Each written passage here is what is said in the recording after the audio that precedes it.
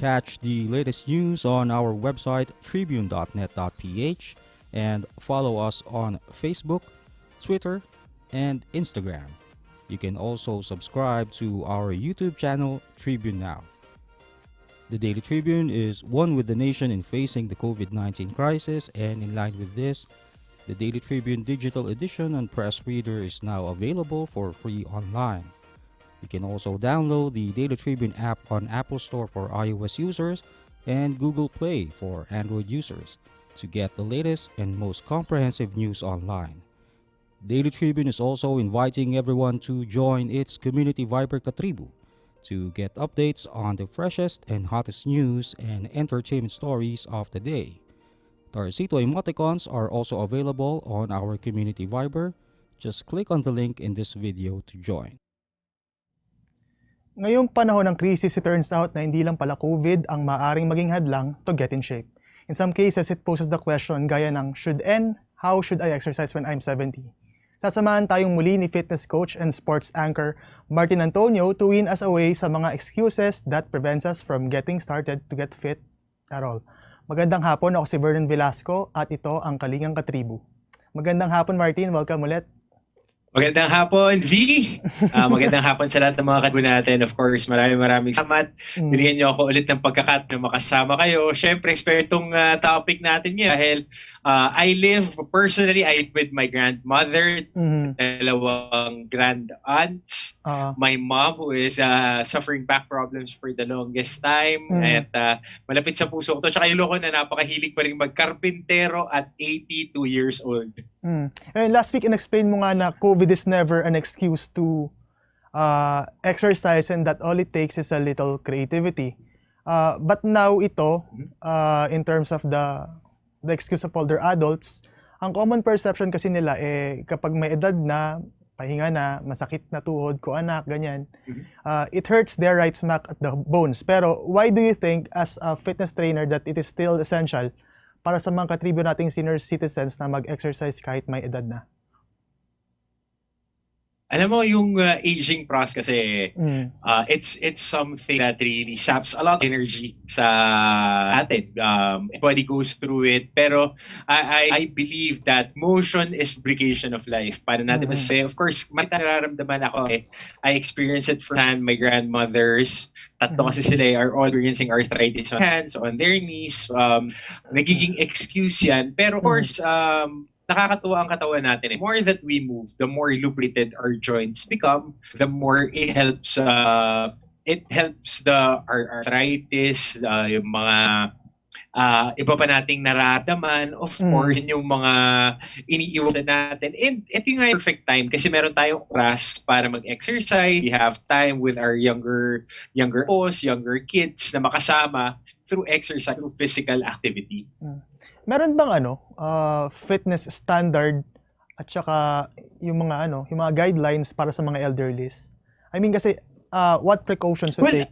At dapat ba silang alam mo yun, maghinay-hinay kapag nag-exercise? What do you advise them doing?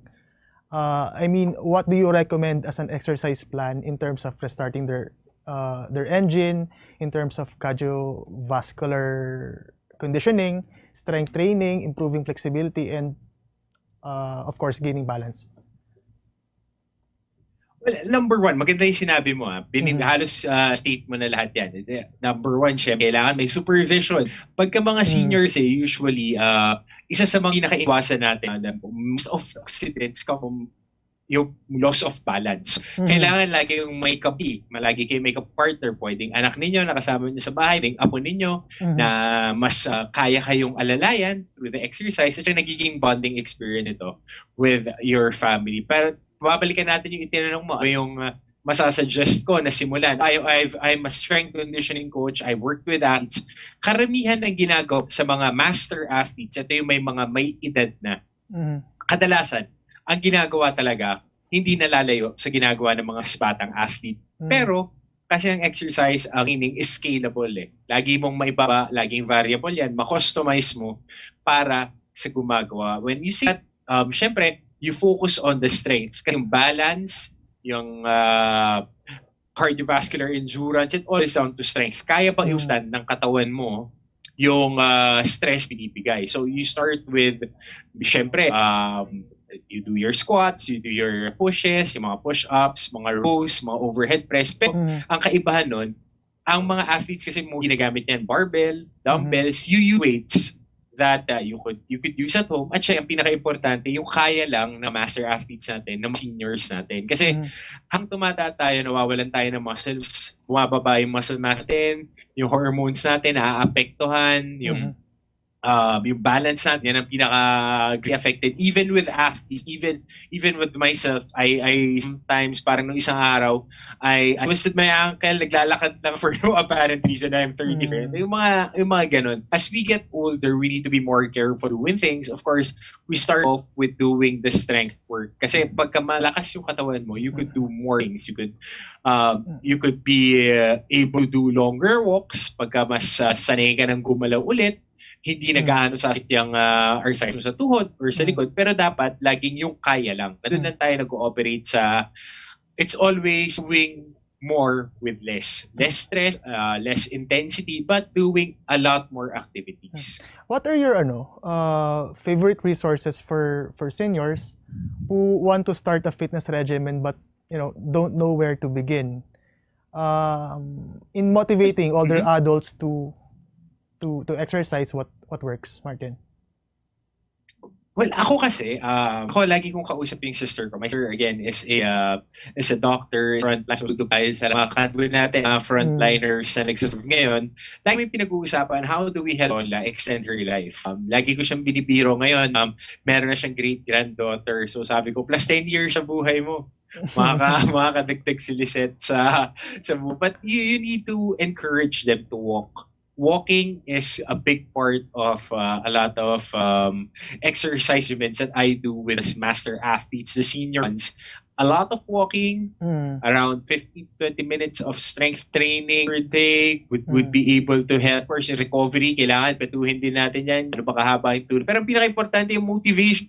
Pag nakikita ni mga kapamilya araw-araw, syempre, intrinsically, you want to spend more time with your family. You want to be healthier for them. Tapos na yung time nila magtrabaho eh. Ito na yung oras nila para spoilin yung apo, yung mga apo sa to. Yun yung mga nag-motivate sa kanila. And ako, personally, as a strength and conditioning coach, always think of my athletes na why do they do what they do? Of course, number one, not to get injured. And number two, to be able to perform the tasks that they need in sports. Ganun din, pagdating sa mga seniors, bakit kami nag-exercise? Hindi ko explain. We exercise because number one, we want to be strong enough for you to live long. And gusto natin i-maintain natin yung activity na ginagawa mo, pagdidilig ng halaman, pagluluto, and being able to go to the groceries, and simple things that we overlook. Pero malalaki yan, bonding experience for the family. As a fitness coach, meron ka bang use case, let's say, client mo na elderly, and if they learn a lot from you, if they learn a lot from you, Martin, what do you think you are learning a lot from them?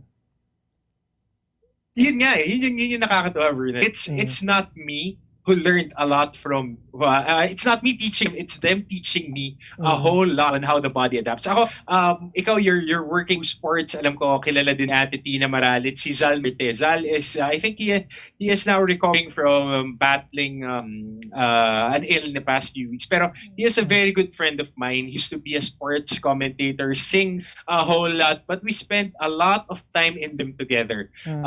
Zal is, I always tell him na place to sin era pa lang nagbubuhat na siya. He's a senior guy. I love him to the moon and back. This is a very dear friend of mine.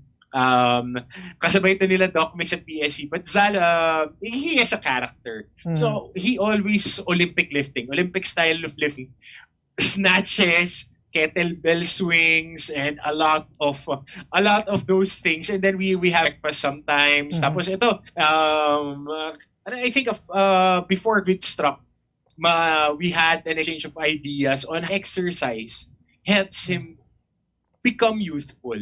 Yun yung nakita ko eh. Kasi I always textbooks that exercise helps the aging process. Dine-delay niya eh. Kasi nawawalan ka ng balance, nawawalan ng muscle mass, you lose a lot of cardiovasculars as you get older with age dahil limitation ng katawan eh. But through exercise, I see have that pop on his step. He is stronger than most that I see. And mas jovial eh. Mas magand perception niya on life. And not to say anything, but he looks way younger than his Jurassic age. And I know he would be watching this, and I love him to that. He is one of the guys that train. I personally train with, kasi siya nag-exercise, one of the commercial gyms. Babalik tayo, Martin. No? Next up, sasagutin ni Martin kung paano maiiwasan mag-gain ng timbang after menopause. Up next, matapos lamang ang ilang paalala. Bilang bagong mag-asawa, sabay kaming natututo sa buhay. Sabay rin namin inaaral ang mga bayarin sa bahay. Kahit kami, nagtaka sa biglang laki ng electricity bill namin. Huwag pong mangambang maputulan. Sinisigurado ng Meralco na walang disconnection hanggang September. Estimated bills lang ang natanggap natin ng March, April, at para sa ilan, May. Dahil sa lockdown, isang tabi to para hindi na maguluhan. Ang May o June ay actual meter reading na. Kung May nagka-actual reading, ibabawas dito ang huling reading bago mag-ECQ.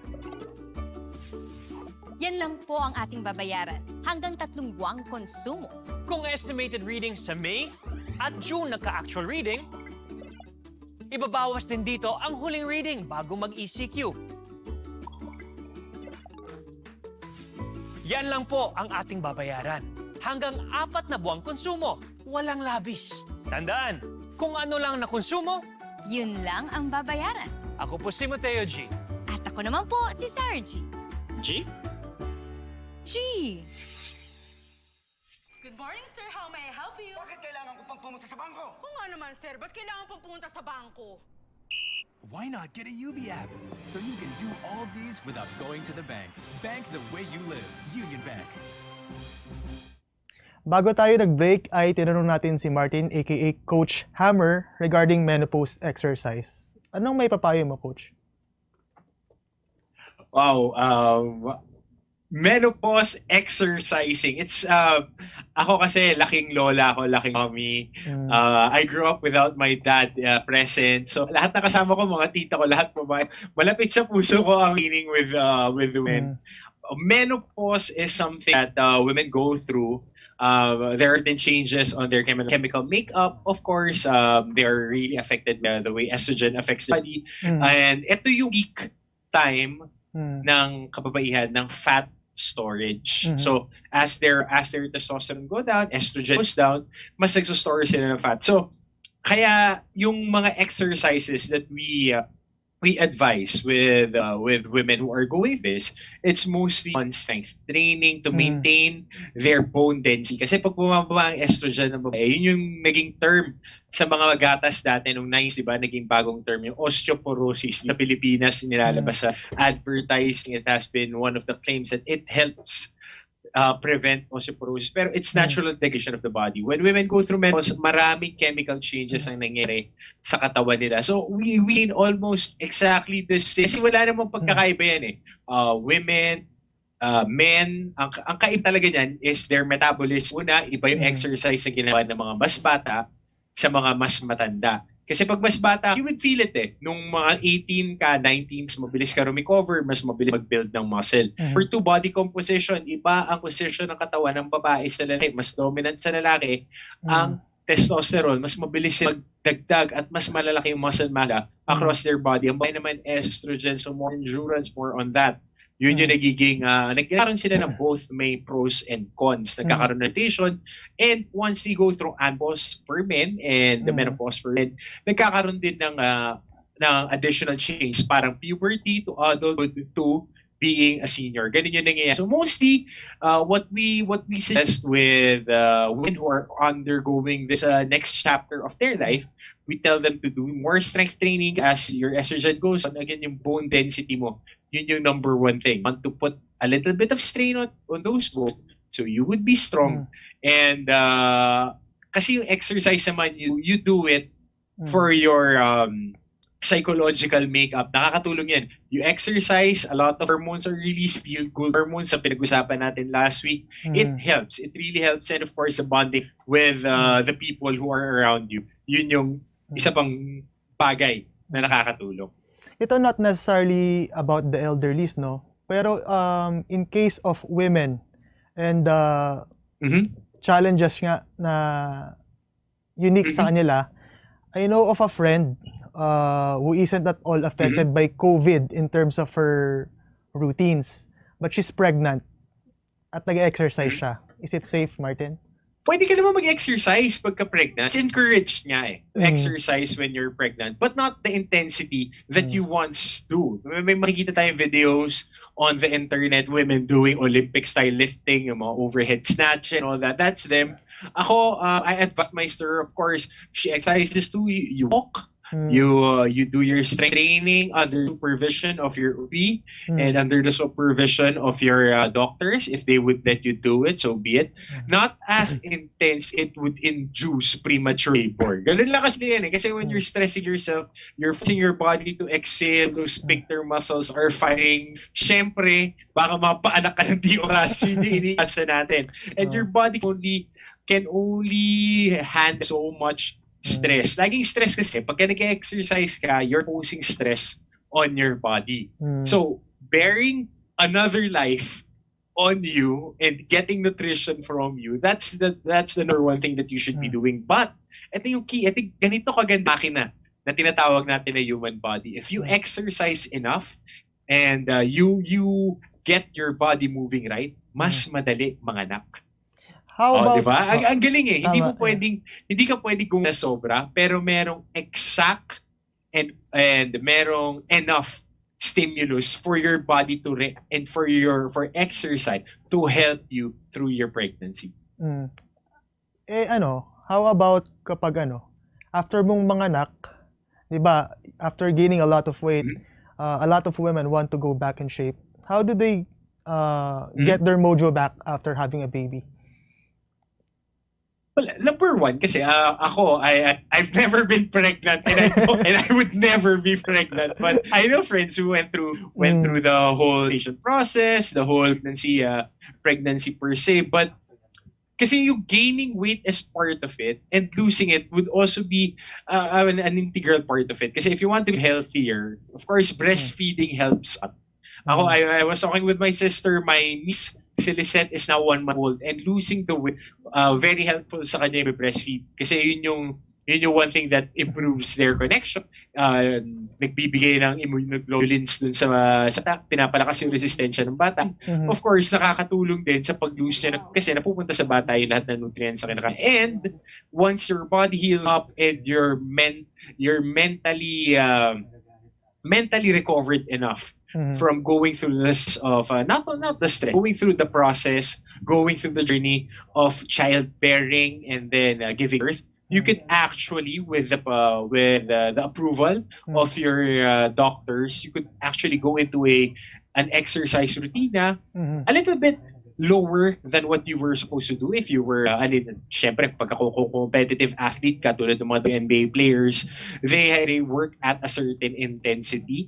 Pero once you get back as a one person, paano ba natin sabihin, as part of the gen population, you could work your way up. You start treating yourself as a novice again, and then you build up. Kasi hindi naman instant yung process ng pag-lose weight. It's not true that you could lose your weight just like that. Even yung boxingero, I know you've interviewed of them, you have met some of the guys who need to cut and lose weight. It's not a very process. Pero ang pag-lose naman kasi ng timbang, laging, it's a matter of perspective. Parang ako, I am 230 pounds. I am a lot heavier because I am more muscular than usual. But with women, of course, you want yung mga kakapanglang, you want them to go through your exercise. You want them strength training. Kasi pagkarga ng bata, it really helps to go through strength training dahil na yung glan mo, yan ang importante. You need to strengthen those steer muscles again dahil syempre nung buntis, laging string lower back niya kaya laging nakaupo. So that's the thing. And of course, you go through your cardiovascular exercise and all of those fine things. Importante, meron kayong approval ng inyong attending physician. And number 2, makahanap kayo ng fitness or conditioning coach that also knows how to help you get through your goals. Follow-up question, no? Last question before we take a break. Martin, paano ba tanggalin ang cellulites? Paano tanggalin ang cellulites? Ako, kailangan mo yata siya ng cosmetic. But, of course, biro lang. Yung mga cellulites kasi it's on those areas, the problem areas. Ang laging sinasabi sa akin when I dip myself into some modeling since way 19 kopong pa. Embrace those things that you can't change. So lahat yung merong cellulites. It's a matter, ito yung sinasabi, we need to function on, there is expectation and then there's reality. If your expectation is so high, syempre gusto mong ma-reach yan. Marami tayong nakikita Instagram models who are just jacked, who are ripped. You see their abs popping all over, veins all over for women. You see them really project what they do. But syempre kailangan you manage your expectations. And ako, I am just being honest. I am really brutally honest that you can't expect yourself to attain such insurmountable goals. Especially you are limited by 3 things. Number 1, your genetics. Are you built as an athlete? Kasi ako, malaki talaga ako. I'm 6'5", 130 pounds because my dad is 6'2", 240 pounds. So himself looking like diesel. My mom is 5'6", 5'7". So I can't impose other guys to do what I do. I am blessed beyond my belief with the genes that they give. Pero wala nga lang akong buhok. Naman ako sa mga na meron silang male pattern test pero mahal ko pa rin ang mga. Malawa, we are limited by, of course, our age, genetics and age. Habang tumata tayo, bumabagal yung metabolism din. I've seen guys who are in their 50s looking extremely jacked, extremely strong, and it's all about, they're limited by their genetics. Dalawa yan, dalawang bagay. And pangatlo yung nutrition natin. What do we eat? Do we put the proper fuel to our bodies? Do we sleep? Yung nutrition, it's encompassing. No matter what exercise you do, if you don't eat right, if you don't if you don't follow the things that are prescribed from you, you won't hit that weight. Kasi ang hirap eh. We see expectations, especially now on social media. I'm a 34-year-old guy. I can't expect myself to be moving like an 18-year-old. Diba? So, meron talagang different stages. Kaya nga ang exercise and training is always about scalable, variable, and whatever works for you. Tandaan natin, hindi pagandahan at pagwapuhan naman, pahabaan ng buhay at pagandahan ng medicine yung gusto natin with our lives. So, yeah, with cellulites, you would lose it if your cardio, if you do your strength training, if you do right, you eat right, your body would look as flawless as you want it to be. Correct. Lovely. When we come back, sasagutin natin ang ilang mga fitness questions mula sa mga netizens na nakatutok sa atin ngayon. We're going to take a short break.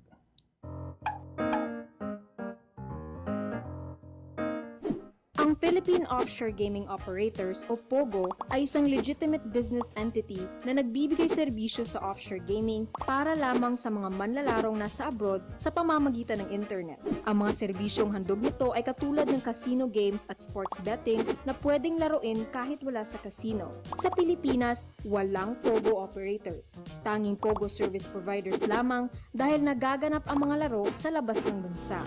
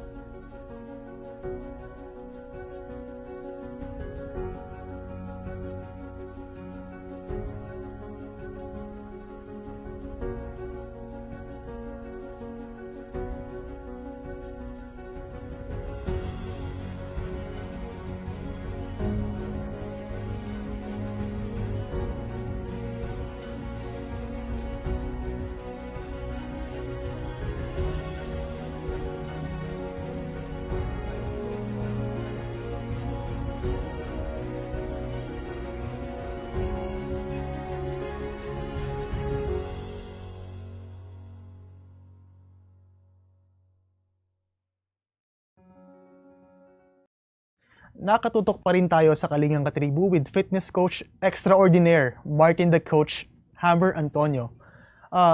Martin, questions online ng mga katribo nakatutok sa atin ngayon. Ito mula kay Sandy Atayde. Ang hirap i-reach ng goal. What am I doing wrong?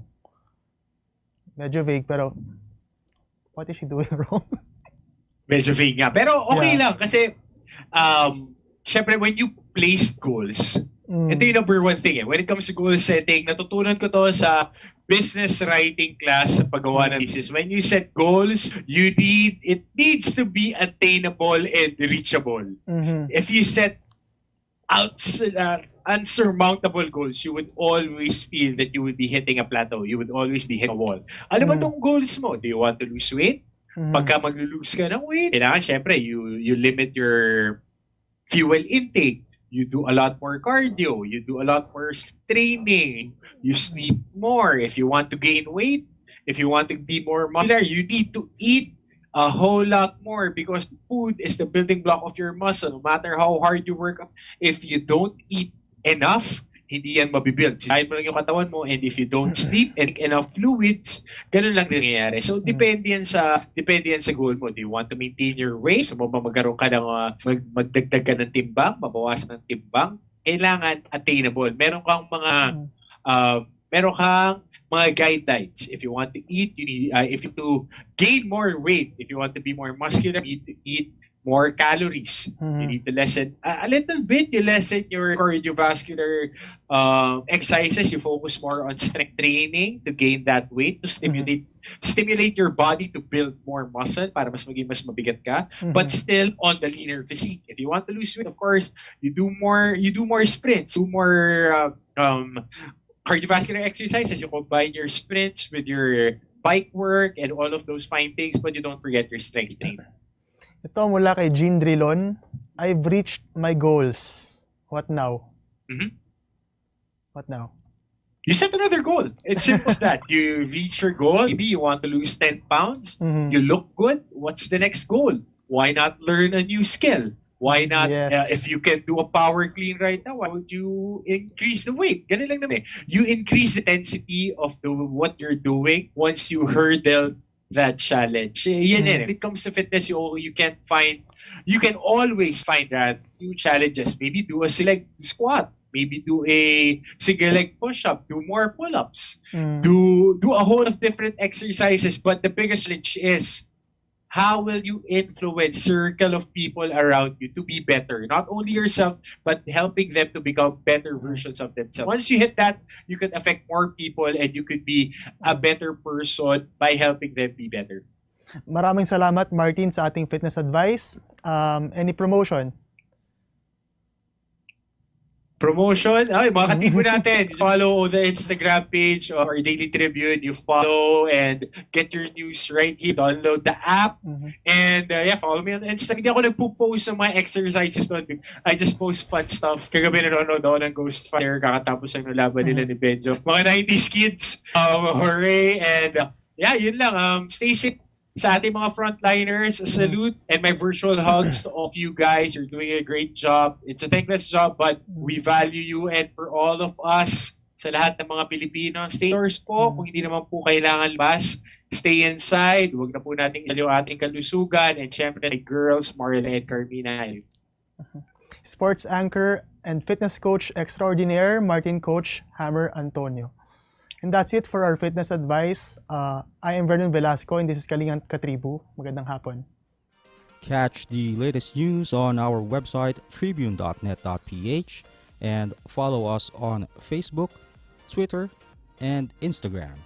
You can also subscribe to our YouTube channel, Tribune Now. The Daily Tribune is one with the nation in facing the COVID-19 crisis, and in line with this, the Daily Tribune digital edition and press reader is now available for free online. You can also download the Daily Tribune app on Apple Store for iOS users and Google Play for Android users to get the latest and most comprehensive news online. Daily Tribune is also inviting everyone to join its community Viber Katribu to get updates on the freshest and hottest news and entertainment stories of the day. Tarcito emoticons are also available on our community Viber. Just click on the link in this video to join. Araneta City, home to the country's first indoor shopping mall, the world's original Thrilla, and the first ever Bini Bini pageant. Now a place for your first win, your first catch, your first home, your first big break, your first date, and even your first love. Araneta City, the city of firsts.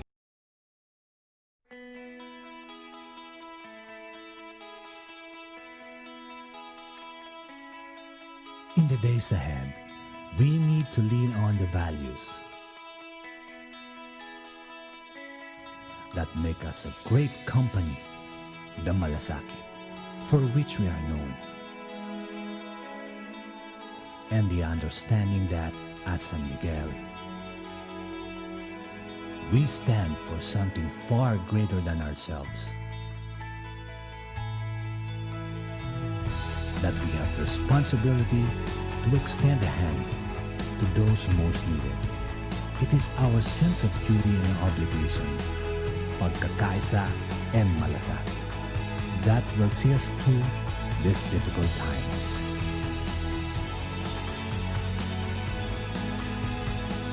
Kwentong Malasakit.